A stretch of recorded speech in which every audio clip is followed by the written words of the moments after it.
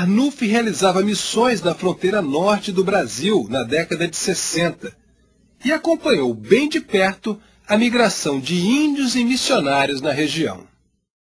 Várias coisas aconteceram. Uma delas foi que os índios Mayongongos, em 63, desceram o Uraricuera, venderam suas canoas e foram nos ajudar na abertura da pista do Anauá, né?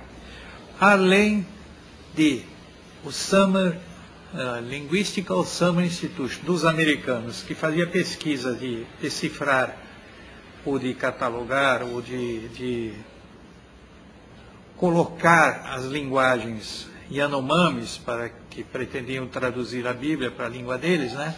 Eles tinham um grande interesse também no Alto Parima, já tinham feito uma pista provisória no Surucucus, já tinham lá uma missionária.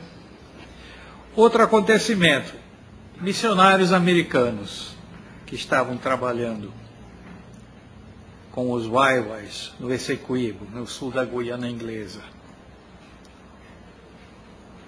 tinham uma preocupação em transferir esses índios para o lado brasileiro, porque, em parte, que existia aqui FUNAI, que dava uma certa cobertura a índios.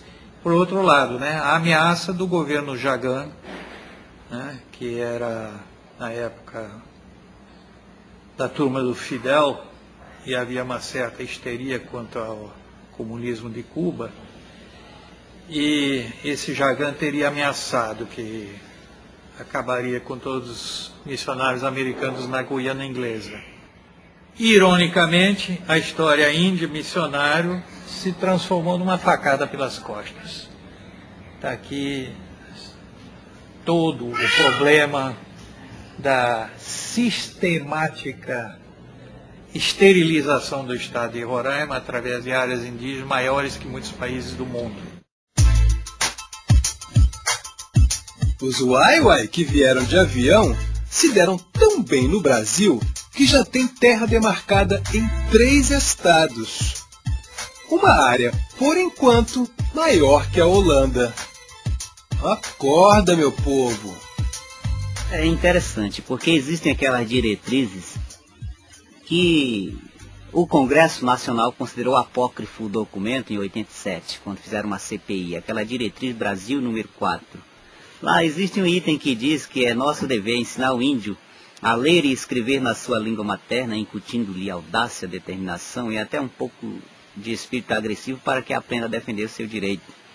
Não deixando de considerar que o índio é apático, subnutrido e preguiçoso, e que veja o homem branco um inimigo permanente, não apenas deles índios, mas do sistema ecológico da Amazônia como um todo.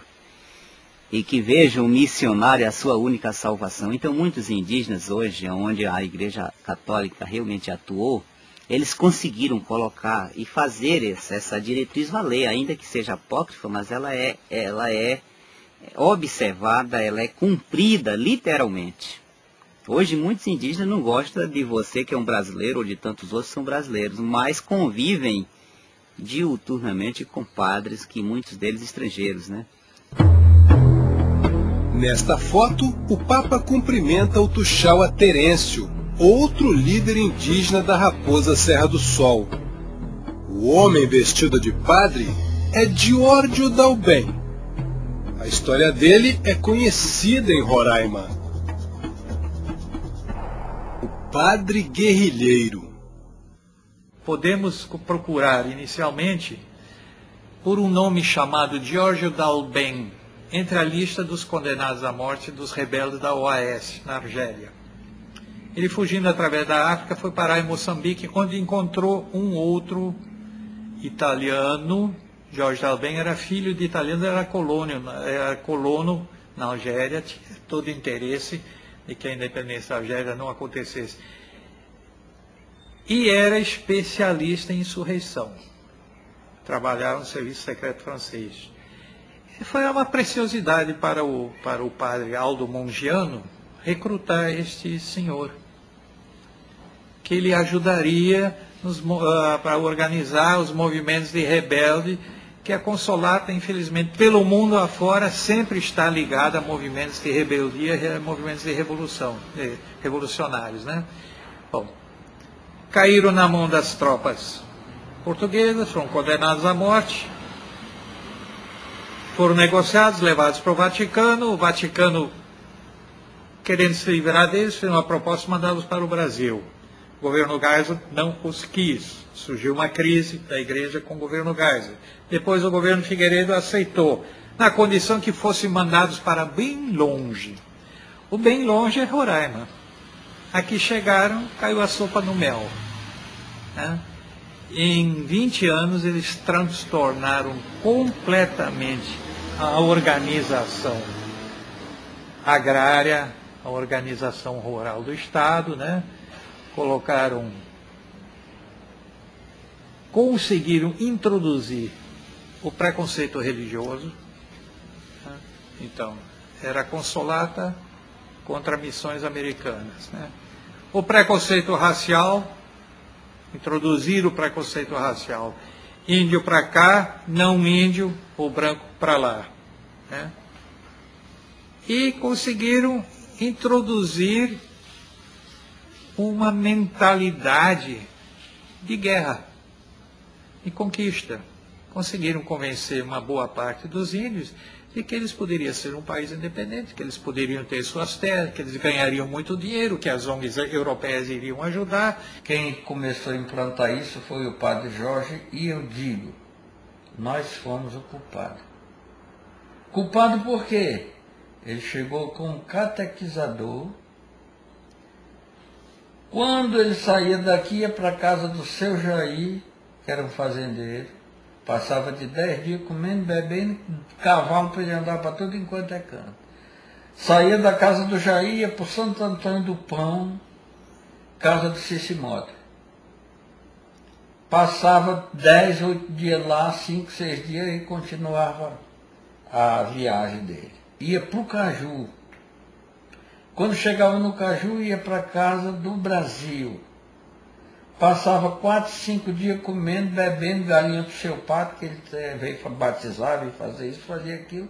Quando ele estava fazendo um estudo e incentivando os índios já a brigar contra nós. Para mim mesmo, Tuxaua disse que ele mandava os índios flechar o gado do civilizado, que entrasse lá na área deles, e ensinou mais, que flechasse com flecha de taquara, e não ponto de ferro, porque seria um crime. E com taquara não teria crime, porque era a cultura indígena. Os que deram mais apoio nesse padre Jorge foram os mais prejudicados, que foi Tixó Pereira, Quizi Pereira, Totti. Esse pessoal aí, seus Jesus Cruz, esse pessoal aí fazia questão deles dormirem, dele dormir na casa deles, dar comida para ele, tudo enquanto. E no final, teve um próprio dia que chegou a dizer para mim, quando foi para desapropriar Urucanha, o padre Jorge fez igual fizeram aqui comigo na invasão, mandou fazer casa bem perto da casa do Totinho e dizer, olha, que o velho morreu até de desgosto, todos eles. Foi dando problema no coração, já idade elevada, e foram morrendo. Então o que aconteceu? Aí o padre Jorge dizia, não, vocês não têm que sair, vocês têm que ficar aí fazendo pressão até eles ir embora, sair fora. E foi o que aconteceu. Quebra isso, quebra uma reis, mata uma reis, corta um pé de laranjeira, rouba um cavalo, corta uma cerca, toca fogo no barracão. O padre falando isso? Falando.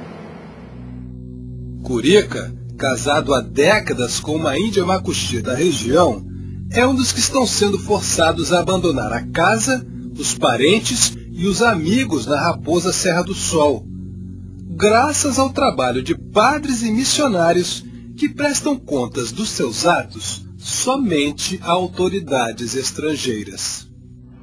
A CNBB congrega os bispos do Brasil, é uma entidade que não pode, por exemplo, interferir nas dioceses, senão a diocese a coisa vai indo mal.